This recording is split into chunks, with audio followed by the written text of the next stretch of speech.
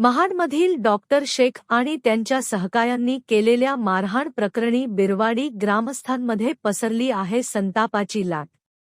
बिरवाडी ग्रामस्थांनी शेख हॉस्पिटल बाहेर केली निदर्शन। पोलिसांचा मान राखून ग्रामस्थांनी घेतली संयमी भूमिका। महाड शहरात काल गाडी उभी करण्याच्या क्षुल्लक कारणावरून डॉक्टर शेख, त्याचे सहकारी आणि मकरंद धोत्रे या व्यावसायिक युवकामध्ये वाद झाला। हे प्रकरण आज चांगलेच तापले असून या प्रकरणी बिरवाडी ग्रामस्थ संतप्त झाले आहेत। दीपक स्वाई यांच्या नेतृत्वाखाली बिरवाडी ग्रामस्थांनी महाड शहरात येऊन डॉक्टर शेख यांच्या हॉस्पिटल बाहेर निदर्शन केली। मारहाण करणाऱ्या डॉक्टरला आम्हाला भेटायचे आहे, मारहाणीबाबत जाब विचारायचा आहे असा आग्रह ग्रामस्थांचा होता। मात्र महाड शहर पोलिसांनी ग्रामस्थांशी चर्चा करीत समजून काढली। मारहाण प्रकरणी केलेल्या कारवाईची माहिती ग्रामस्थांना करून दिली। पोलिसांच्या कारवाईचा मान राखत बिरवाडी ग्रामस्थांनी संयमी भूमिका घेतली। मात्र डॉक्टर आणि त्यांच्या सहकाऱ्यांची मुजोरी सहन करणार नाही असा इशारा बिरवाडी ग्रामस्थांनी यावेळी दिला।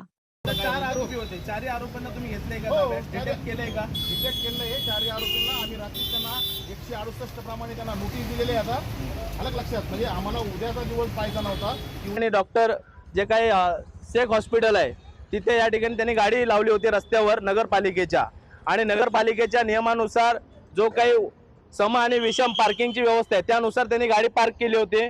परंतु ह्या दवाखान्यातून जे काही ते डॉक्टर इनामुल शेख आणि ते दुसरे कमरान शेख नावाचे 2 डॉक्टर आहेत, ते या ठिकाणी आले आणि त्यांच्या मेडिकलमध्ये आणि त्यांच्या दवाखान्यात काम करणारे काही जे कामगार आहेत त्यांना घेऊन मकरांच्या अंगावर धावून त्याला खाली पाडून मारहाण केली। आज एवढी शोकांतिका वाटते की ही महाडची क्रांतीभूमी आहे। डॉक्टर बाबासाहेब आंबेडकर आणि शिवाजी महाराजांच्या पदम स्पर्शाने पावन झालेली भूमी आहे, आणि ह्या ठिकाणी जर एका मराठी युवक मुलावर अशा प्रकारचा हल्ला, तो पण एक सुशिक्षित जर का डॉक्टर करत असतील तर ह्याच्यापेक्षा निंदनीय कुठलीच बाब नाही।